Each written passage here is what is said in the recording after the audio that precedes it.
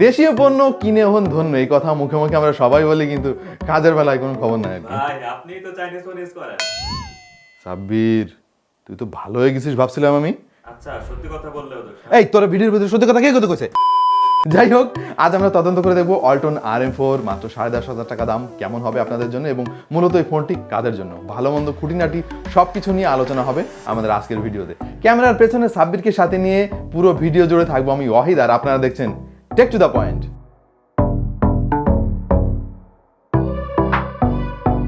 Alton-এর ফোনের রিভিউ করার জন্য আপনাদের কাছ থেকে প্রচুর রিকোয়েস্ট পেয়েছি আমরা, সুতরাং ফাইনালি চলে এসেছি Alton নিয়ে। আমাদের দেশীয় ব্র্যান্ড, এর কাছ থেকে আমাদের অনেক প্রত্যাশা। তো চলুন দেখে আসি Alton RM4 আমাদের সেই প্রত্যাশা পূরণ করতে পারলো কি। বক্স খুললে পেয়ে যাবেন দরকারি সব জিনিসপত্র, এই যেমন silicon case, screen protector, charger, data cable, headphone ইত্যাদি ইত্যাদি। Alton-এর এই ব্যাপারগুলো আমার কাছে অনেক ভালো লাগে। তারা ফোনের বক্সের মধ্যে দরকারি প্রায় সব জিনিস দিয়ে দিচ্ছে। আজকাল অন্য মোবাইল কোম্পানিগুলো তো ব্যাপারগুলো ভুলেই যেতে বসেছে।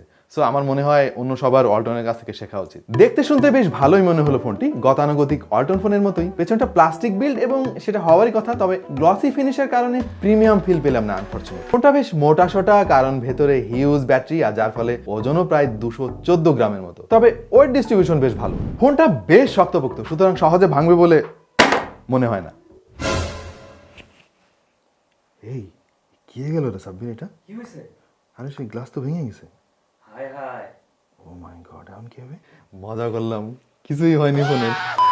6.5 ইঞ্চির আইপিএস প্যানেল ব্যবহার করা হয়েছে এতে, যেটা অবধারিতভাবে HD+ রেজুলেশনের। তবে ভালো লেগেছে এর PPI 320 দেখে, ফলে অন্যান্য HD+ ডিসপ্লের চাইতে এটা আমার কাছে অনেক বেশি শার্প মনে হয়েছে। এবং সারপ্রাইজিংলি এর ডিসপ্লের ব্রাইটনেস খুবই ভালো, ফলে দিনের আলোর মধ্যেও খুব একটা অসুবিধা হয়নি।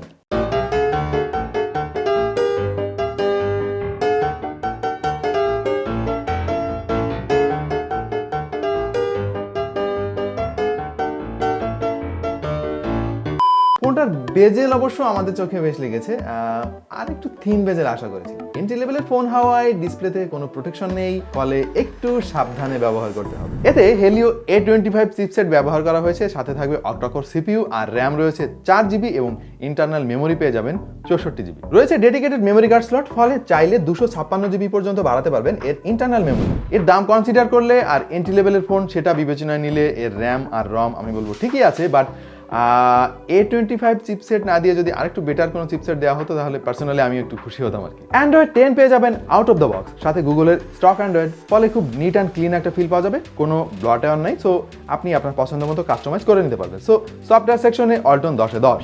5950 mAh এর ব্যাটারি এতে ব্যবহার করা হয়েছে, যেটা অলমোস্ট 6000 mAh এর হিউজ ব্যাটারি ব্যাকআপ পাবেন আপনি এর কাছ থেকে। সিঙ্গেল চার্জে আপনি 2 থেকে 3 দিন ব্যাকআপ পেয়ে যাবেন অনায়াসে। আর এর বক্সে যে চার্জার দেওয়া হয়েছে সেটা দিয়ে একে ফুল চার্জ দিতে সময় লেগেছে 3.5 ঘন্টার মতো। SOT পেয়েছি আমরা 11 থেকে 12 ঘন্টা, যেটা খুবই ইমপ্রেসিভ। আরেকটা ব্যাপার হচ্ছে, এটা থেকে আপনি স্ট্যান্ড বাই টাইম পাবেন প্রায় 2 মাসের মতো। Alton বলছে সিঙ্গেল চার্জে আপনি এর কাছ থেকে 49 ঘন্টা টক টাইম পাবেন, 22 ঘন্টা আপনি ভিডিও রেকর্ড করতে পারবেন, আর 48 ঘন্টা মিউজিক প্লেব্যাক পাবেন। ভাবা যায় ব্যাপারটা। আরও একটা মজার ফিচার এতে আছে, আপনি চাইলে কিন্তু এর চার্জ অন্য ফোনেও দিতে পারবেন। সেটা হচ্ছে OTG কেবল ব্যবহার করে আপনি চাইলে এটাকে পাওয়ার ব্যাংক হিসেবে ব্যবহার করতে পারবেন, এবং আপনার বন্ধু বান্ধবদের যাদের ফোনে চার্জ নেই তাদের মাঝে মাঝে একটু ধার দিতে পারবেন আর কি। মেইন ক্যামেরা 13 মেগাপিক্সেলের সনি সেন্সর, সাথে সারপ্রাইজিংলি একটা ওয়াইড অ্যাঙ্গেল ক্যামেরা, আর আরও রয়েছে ডেপথ সেন্সর। এর ওয়াইড অ্যাঙ্গেল লেন্সটার জন্য Altonকে আমি বিশেষভাবে ধন্যবাদ জানাতে চাই, কারণ আজকাল দেখা যায় যে ফোনের পেছনে ক্যামেরার সংখ্যা বাড়ানোর জন্য অপ্রয়োজনীয় লেন্স দিয়ে ভরে রাখে, যেটা আমার খুবই অপছন্দের। তো ওয়াইড অ্যাঙ্গেল লেন্সটা কিন্তু আসলে অনেক কাজের, এবং Altonকে বিশেষভাবে ধন্যবাদ। যাই হোক, ছবির কোয়ালিটি খুব একটা ভালো বলতে পারছি না, স্পেশালি ছবিগুলোতে ডিটেইলের অনেক অভাব খেয়াল করলাম। তবে ভালো আলো পেলে মোটামুটি ছবি ওঠে এতে। ছবিতে ইয়েলো একটা টোন খেয়াল করেছি সবসময়, যেটা আমার কাছে খুব একটা ভালো লাগে নাই, তবে শাটার স্পিড খুব ফাস্ট পেয়েছি, ফলে খুব দ্রুত ছবি তুলতে পারবেন। ছবিগুলোতে যথেষ্ট কালার পেয়েছি, ডাইনামিক রেশিও মোটামুটি বলা যায়। তবে এর ডিফল্ট ক্যামেরা অ্যাপে একটু ল্যাগ আছে খেয়াল করলাম, ক্যামেরা মোড চেঞ্জ করতে গেলে অনেক সময় সময় লেগে যাচ্ছিল আর কি। আশা করি সফটওয়্যার আপডেটের মাধ্যমে Alton এটা ফিক্স করবে। সামনে রয়েছে 8 মেগাপিক্সেলের সেলফি ক্যামেরা। ছবির কোয়ালিটি আমি বলবো ওকে টাইপের, বেশিরভাগ ছবিগুলোতে সফট একটা ভাব চলে আসে এবং এক্সপোজার কন্ট্রোল করতে পারে। তবে এর দামটাও তো কনসিডার করতে হবে প্রিয় দর্শক, সেই দিক বিবেচনা করলে আমি বলবো যে ক্যামেরা কোয়ালিটি বলা যায় ঠিকই আছে।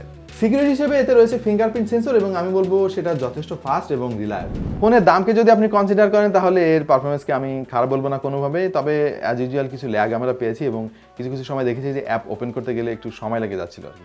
আর ওভারঅল সবকিছু ঠিকঠাকই মনে হয়েছে। পাবজিতে বাই ডিফল্ট গ্রাফিক্স স্মুথ এবং ফ্রেম রেট মিডিয়াম পেয়েছি আমরা, গ্রাফিক্স ব্যালেন্সে দেওয়া যাবে তবে না দেওয়াই ভালো। কল অফ ডিউটিতে সর্বোচ্চ গ্রাফিক্স লো এবং ফ্রেম রেট মিডিয়াম দিতে পেরেছি। গেম প্লে মোটামুটি লেগেছে আমাদের কাছে, মাঝে মাঝে ভালোই ল্যাগ পেয়েছি। ফ্রি ফায়ারে আলট্রা দিয়ে গেম প্লে করা যাবে ভালোভাবে, অ্যাসফাল্ট 9 ট্রাই করেছি ডিফল্ট মোডে, তবে বেশ কিছু ফ্রেম ড্রপ চোখে পড়লো। ওভারঅল গেমিং এ হিটিং ইস্যু এভারেজ। পাবজি সহ অনলাইন গেমগুলো লং রানে হালকা পাতলা ল্যাগিং শুরু হয়, বিশেষ করে মিডিয়াটেক চিপসেটগুলোতে এই প্রবলেমটা লক্ষণীয়, তবে যেহেতু এতে 4GB র্যাম রয়েছে আশা করি তুলনামূলক ভালো পারফরমেন্স পাওয়া যাবে। আর এটা যেহেতু এন্ট্রি লেভেলের একটা ফোনের কাছ থেকে হিউজ পারফরমেন্স আশা করা ভুল, তবে যেটুকু পেয়েছি সেটাকে আমি ইমপ্রেসিভই বলবো। এবার ফোনটার কিছু নেগেটিভ দিক নিয়ে আলাপ করবো। প্রথমেই বলতে হয় ফোনটা কিন্তু একটু বাল্কি, মানে একটু মোটাসোটা মনে হয়েছে আমার কাছে, যদিও এর পেছনে কারণ হচ্ছে যে প্রায় 6000 mAh একটা ব্যাটারিতে ব্যবহার করা হয়েছে।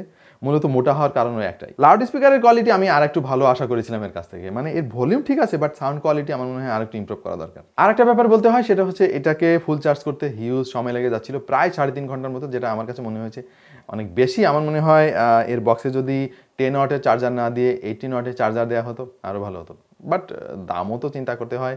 আমার মনে হয় 18 ওয়াট যদি চার্জার দিতে হতো তাহলে দাম আরও বেড়ে যেত আর কি। ওকে, ওভারঅল পজিটিভ যে ব্যাপারগুলো আমার কাছে ভালো লেগেছে সেটা হচ্ছে এর হিউজ 6000 mAh এর ব্যাটারি, খুবই ভালো ডিসপ্লে, 4GB র্যাম আর 64GB ইন্টারনাল মেমোরি, আরও যে রিভার্স চার্জিংয়ের যে ব্যাপারটা আর কি। ওভারঅল এই কি সেলিং পয়েন্টগুলোর জন্য এই ফোনটা চয়েস করা যেতে পারে। ওকে, এবার দামের প্রসঙ্গে আসি। অফিসিয়াল ওয়ারেন্টি সহ এটা পাওয়া যাবে 10,599 টাকা, বাট পার্সোনালি আমার কাছে মনে হয়েছে যে এটা 10,000 টাকার ভেতরে থাকলে মনে হয় ভালো হতো। আমাদের দেশের ফোনের বাজার চাইনিজ ব্র্যান্ডে ভরপুর এবং সেখানে টিকে থাকতে গেলে কিন্তু আরও অ্যাগ্রেসিভ প্রাইসিং দরকার, আর আমাদের দেশীয় কোম্পানি হিসেবে ওয়ালটনের কাছ থেকে তো এটা আমরা আশা করতেই পারি। প্রিয় দর্শক, আমরা চাই বাংলাদেশি ব্র্যান্ডগুলো উঠে আসুক এবং অন্যান্য প্রোডাক্টের পাশাপাশি স্মার্টফোন ইন্ডাস্ট্রিতেও আমরা মাথা উঁচু করে দাঁড়াই। আমরা চাই অন্যান্য ব্র্যান্ডের সাথে হাড্ডাহাড্ডি লড়াই করুক আমাদের দেশীয় ব্র্যান্ড, আর সেজন্য দরকার দেশপ্রেম আর একটু সচেতনতা আর কি। আমি অবশ্য বাংলাদেশের মৎস্য শিল্প বাঁচানোর জন্য আপনাকে পচা মাছ কিনতে বলবো না কখনোই, কারণ আমি নিজেও কিনবো না, বাট একই দামে যদি আমাদের দেশীয় প্রোডাক্ট পাওয়া যায় তাহলে বিদেশি প্রোডাক্ট কেন? আশা করছি আমাদের আজকের আয়োজন আপনাদের ভালো লেগেছে, আর যদি ভালো লেগেই থাকে তাহলে কি করতে হবে জানেন, লাইক বাটনে প্রেস করতে হবে, আর যারা এখনো সাবস্ক্রাইব করেননি সাবস্ক্রাইব করতে হবে। যারা টেক আড্ডা ভালোবাসেন তারা জয়েন করে ফেলুন আমাদের ফেসবুক গ্রুপে, ডেসক্রিপশনে লিঙ্ক দিয়ে দিচ্ছি। দেখা হয়ে যাবে অন্য কোনো ভিডিওতে ভিন্ন কোনো বিষয় নিয়ে। সেই পর্যন্ত ভালো থাকুন, সুস্থ থাকুন আর দেখতে থাকুন টেক টু দ্য পয়েন্ট।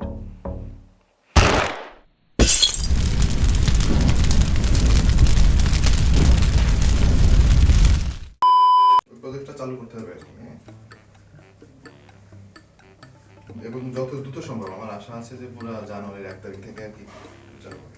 দেখো তো ঠিক আছে নাকি? ফোনটা বেশ শক্তপোক্ত, সহজে ভাঙবে বলে মনে হয় না। ওকে, এই কি হয়ে গেল রে সাব্বির? এটা কি হয়েছে? আরে সেই গ্লাস তো ভেঙে গেছে। হাই হাই, ও মাই গড, এখন কি হবে? জান